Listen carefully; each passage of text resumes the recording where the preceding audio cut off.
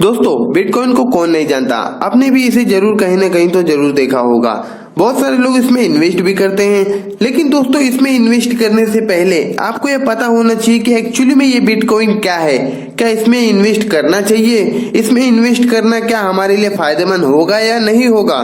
तो दोस्तों, इसके लिए आपको जाननी पड़ेगी कि एक्चुअली में ये बिटकॉइन कहाँ से आया, कैसे आया, इसकी हिस्ट्री क्या है। कि इसकी वैल्यू 2010 में 0 थी, लेकिन वही आज के समय में 2022 में इसकी वैल्यू 36 लाख के भी आसपास पहुंच चुकी है। तो बात है आज से 14 साल पहले की, जब 31 अक्टूबर 2008 को एक इंसान जिसका नाम सतोशी नाकामोटो था, इन्होंने इंटरनेट पर एक पेपर पब्लिक किया और इसमें लिखा था a version of electronic cash that will be allow payment to be one party to the another party without going through the any financial institution।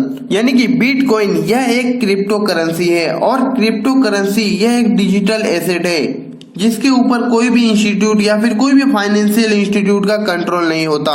जैसे कि इंडियन करेंसी को आरबीएल कंट्रोल करती है, यूएस डॉलर को US का central bank control करता है, वैसे ही क्रिप्टो करेंसी को ये कोई भी कंट्रोल नहीं करता। 2008 में ये सिर्फ एक आइडिया था एक इंसान के मन में, और अब उसी पर लाखों करोड़ों रुपए की सिर्फ ट्रेडिंग होती है। ठीक वैसे ही जैसे शेयर मार्केट में किसी शेयर पे ट्रेडिंग होती है। इसे और अच्छे से समझने के लिए हमें इकोनॉमिक हिस्ट्री को समझना होगा, यानी कि इकोनॉमिक हिस्ट्री के कुछ कंसेप्ट को समझना होगा। हमारे जो फाइनेंशियल इंस्टीट्यूट है वो भरोसे की बुनियाद पर खड़े हैं। करेंसी और कॉइन जैसी चीजों को हमारा समाज इसलिए वैल्यू देता है क्योंकि उस पर फाइनेंशियल गवर्नमेंट द्वारा ऑथोराइज है, यानी कि गारंटेड है। अगर अपने जेब में आप कोई भी करेंसी को देखोगे या फिर कोई भी नोट को निकालोगे और उस नोट, जैसे कि आपके जेब में 20 रुपए की नोट है, और अगर आप 20 रुपए की नोट में ये देखते हो कि वहां पर लिखा हुआ है कि मैं धारका को 20 रुपए अदा करने का वचन देता हूँ, और वचन दे रहे सेंट्रल बैंक के गवर्नर का साइन देखने को मिलता है। अगर यह सिग्नेचर नहीं होता तो इस नोट की कोई भी वैल्यू नहीं थी और यह नोट एक मामूली कागज बन जाता था अगर इस पर यह सिग्नेचर नहीं होता तो। ठीक वैसे ही जब सेकेंड वर्ल्ड वॉर के दौरान अमेरिका ये दुनिया का सबसे पॉपुलर कंट्री बन गया था और फिर सभी कंट्री को अपनी करेंसी को यूएस डॉलर के साथ जोड़ना पड़ा था, और यूएस डॉलर यह उस समय सोने के भंडार से गारंटेड था, यानी कि जो वैल्यू थी वो उस समय सोने चांदी की थी, ना कि उस रुपए की, यानी कि उस डॉलर की। लेकिन सोने को तो जेब में लेकर घूमना पॉसिबल नहीं है और ना ही उससे कोई ट्रांजैक्शन करना ये पॉसिबल है, इसलिए नोट बनाया गया और इस नोट की गारंटीड में यह सोने के भंडार को रखा गया। और फिर 1971 में यूएस ने यह गोल्ड स्टॉक के रूल को चेंज कर दिया। सभी कंट्री के सेंट्रल बैंक अपनी मर्जी के मालिक हो गए, अपनी मर्जी से पैसे छापने लगे और उस पर उनका पूरी तरह से कंट्रोल हो गया था। और दोस्तों, हमारे पास जो पैसा है उस पर भी गवर्नमेंट का ही पूरा कंट्रोल होता है। अगर हम अपने पैसे को बैंक में रखते हैं तो बैंक उसे किसी और को लोन देता है और उससे कुछ इंटरेस्ट मिलता है और उसका कुछ इंटरेस्ट का कुछ परसेंट वो हमें वो रिटर्न देता है। तो दोस्तों, इससे आप समझ सकते हो कि गवर्नमेंट कितनी पावरफुल है। गवर्नमेंट हमारे पैसे को ही लेकर हमारे ही पैसे से हमें ही खेल खेलती है। तो दोस्तों, इससे आप समझ सकते हो कि गवर्नमेंट कितनी पावरफुल है।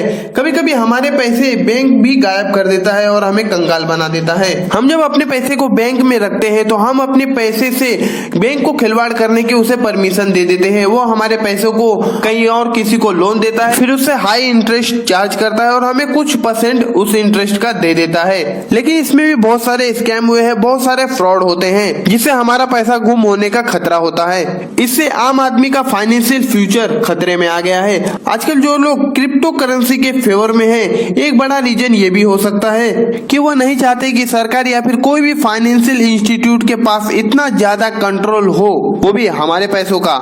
तो दोस्तों, अब आपको कुछ कुछ समझ में आ रहा होगा कि ये बिटकॉइन क्यों बनाई गई।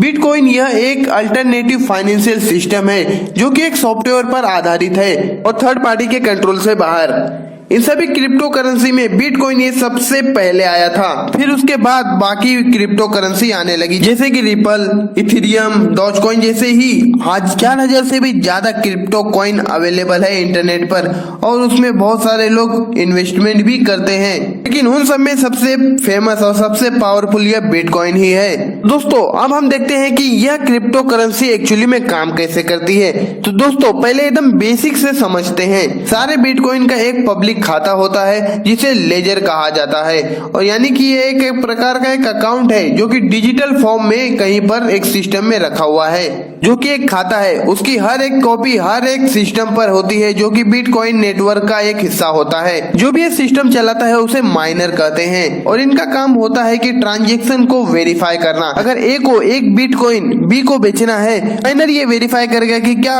एक्चुअली में ए के खाते में यह एक बिटकॉइन है या नहीं है। और ये कंफर्म करने के लिए माइनर को एक कॉम्प्लिकेटेड की सॉल्व करना पड़ेगा।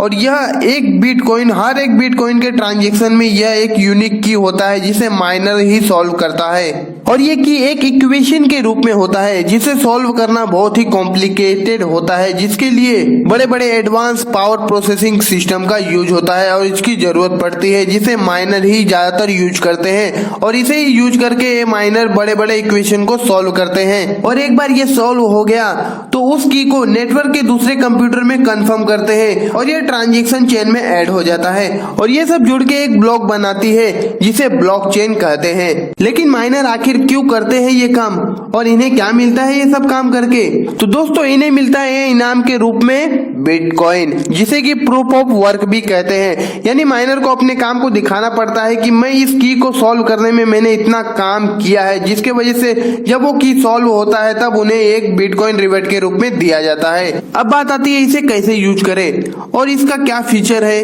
इसे किस प्रकार इस्तेमाल किया जा सकता है और इसका क्या मकसद है। तो दोस्तों आज के समय में बिटकॉइन का यूज सबसे ज्यादा इन्वेस्टमेंट के रूप में किया जा रहा है कि हम बिटकॉइन में इन्वेस्ट करेंगे और कुछ सालों बाद हाईयर रिटर्न हमें मिलेगा, जो हमारे लिए एक अच्छा फायदा हो सकता है इन फ्यूचर के लिए।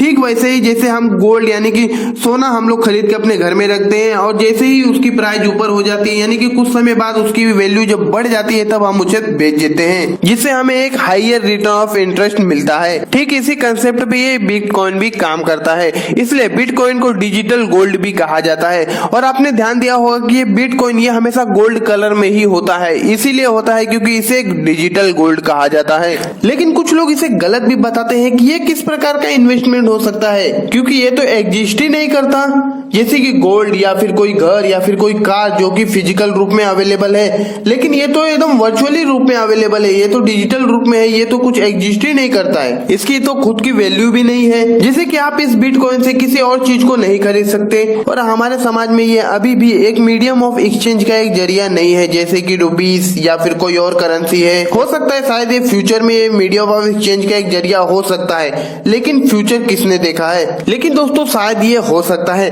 क्योंकि वेस्टर्न देशों में कहीं कहीं पर कोई कोई होटल में ये बिटकॉइन ट्रांजैक्शन के रूप में यूज किया जाता है। बिटकॉइन के बहुत सारे फायदे हैं, जैसे कि सिंपल वे ऑफ ट्रांजैक्शन। पहले तो ये ट्रांजैक्शन करने के लिए बहुत समय लगता था, जैसे कि ये ट्रांजैक्शन करने के लिए 5-10 मिनट या फिर 15 मिनट तक का समय लग जाता था, लेकिन आजकल ये 4 से 5 सेकंड में आराम से हो जाता है। और दूसरा ये फायदा है कि ये इंटरनेशनल लेवल पर है, यानी कि यह अंतरराष्ट्रीय लेवल पर है, ना कि नेशनल लेवल पर। इसके लिए अगर अपने देश से आपको दूसरे के देशों में बिटकॉइन को बेचना है तो कोई भी फॉरेन एक्सचेंज कराने की जरूरत नहीं है, आप डायरेक्ट वो बिटकॉइन को बेच सकते हो और वो भी एकदम कम ट्रांजैक्शन फीस के साथ, as compared to normal currency के ट्रांजैक्शन फीस जो लगती है उससे। लेकिन 2018 में इंडिया के आरबीआई ने क्रिप्टो करेंसी पर बैन लगा दिया था। एक्चुअली में ये बैन तो नहीं लगा था, लेकिन इंडियन करेंसी को बिटकॉइन के ट्रांजैक्शन पर बैन लगा दिया था, यानी कि बैंक की तरफ से ये ट्रांजैक्शन नहीं कर सकते आप इंडियन करेंसी के रूप में। लेकिन क्यों? तो दोस्तों बिटकॉइन के कुछ नेगेटिव पॉइंट भी है, जैसे कि मनी लॉन्ड्रिंग या फिर सिक्योरिटी से रिलेटेड, क्योंकि इसकी ट्रांजैक्शन को कोई भी एक्सेस कर सकता है, जिससे हैकिंग होने के बहुत ज्यादा चांसेस होते हैं और किसी का भी इस पर पूरी तरह से कंट्रोल नहीं था। लोग डार्क वेब में गन और ड्रग्स जैसे इलीगल सामानों की डील में भी इस बिटकॉइन के ट्रांजैक्शन को एक्सेप्ट करने लगे थे। और दूसरा यह कि कोई भी अपनी क्रिप्टो करेंसी बना सकता था, इसलिए बहुत सारे फ्रॉड कंपनियों ने अपनी खुद की क्रिप्टो करेंसी बनाकर लोगों को यह वादा किया कि वो उनके पैसे को डबल टिबल कर देंगे, और ये बोलकर वह कंपनी दूसरों से पैसे लेकर भाग जाती थी, जिससे वह लोगों को बहुत ज्यादा ही लूटती थी। इसलिए आरबीआई ने इसे बैंकिंग रूप से बैन कर दिया। लेकिन जो भी बिटकॉइन के सिस्टम को चलाता था उसने गवर्नमेंट यानी कि आरबीआई के डिसीजन को कोर्ट में चैलेंज किया और उन्होंने उन्हें समझाया कि ये सारी प्रॉब्लम जो कि बिटकॉइन के साथ हो रही है वो बाकी एसेट पर भी लागू होती है। जैसे कि मनी लॉन्ड्रिंग, बैंक रॉबरिंग, नकली नोट भी छापे जा सकते हैं और स्टॉक मार्केट को भी हैक किया जा सकता है। इलीगल प्रॉपर्टी भी सेल होती है जिसे मनी लॉन्ड्रिंग भी हो सकती है और ये सब प्रॉब्लम बाकी एसेट के साथ भी होती है। तो फिर ये बिटकॉइन को ही क्यों बैन किया गया? फिर उसके बाद जो भी क्रिप्टो करेंसी के प्लेटफॉर्म थे उन्होंने एक सेफ गार्ड इंक्लूड किया, यानी कि सेफ गार्ड करके एक नया फीचर इंक्लूड किया जिसमें उन्होंने केवाईसी कंपलसरी कर दिया। जब भी आप साइन अप करते हो तब आपको केवाईसी करना कंपलसरी है। इतना सब कुछ हो जाने के बाद फिर फाइनली 4 मार्च 2022 को कोर्ट ने इनकी बात मान ली और इस बिटकॉइन को बैंकिंग के सेक्टर और ट्रेडिंग के सेक्टर पर अप्रूवल मिल गया और फिर सारी गवर्नमेंट पाबंदियों को भी हटा दिया गया, यानी कि आरबीआई की तरफ से जो भी बैंकिंग बैन किए गए थे वो सबको हटा दिया गया और यह बिजनेस इलीगल से लीगल में ट्रांसफर हो गया, यानी कि यह बिजनेस अप्रूवल मिलने के बाद यह बिजनेस एकदम लीगल हो गया। सतोशी नाकामोटो ने पूरी दुनिया में सिर्फ 21 मिलियन ही बिटकॉइन को बनाया था, ना ही उससे एक भी कम ना ही उससे एक भी ज्यादा, और 21 मिलियन इसके अलावा एक भी बिटकॉइन एक्स्ट्रा नहीं है। इसे लिमिटेड इसलिए बनाया गया ताकि इसकी कीमत को बढ़ाई जा सके, ना कि इसकी क्वांटिटी को। और दोस्तों अगर किसी चीज की सप्लाई कम होती है और उसकी डिमांड ज्यादा होती है तो डिमांड के हिसाब से उसकी वैल्यू बढ़ती जाती है। ठीक वैसे ही बिटकॉइन के साथ भी हो रहा है। आज के समय में 21 मिलियन बिटकॉइन में से 90% बिटकॉइन ऑलरेडी खोजे जा चुके हैं, यानी कि माइन किए जा चुके हैं। और फिर आए बिटकॉइन के टक्कर देने वाली अल्टरनेटिव करेंसी, यानी कि अल्टरनेटिव कॉइन्स। फिर बहुत सारी क्रिप्टो करेंसी बनने लगी जैसे कि रिपल्स, जो कि एक ट्रांजेक्शन को मात्र 4 सेकेंड में कर देती थी, और दूसरी थी अथर्व, यानी कि जिसे ETH भी कहा जाता था।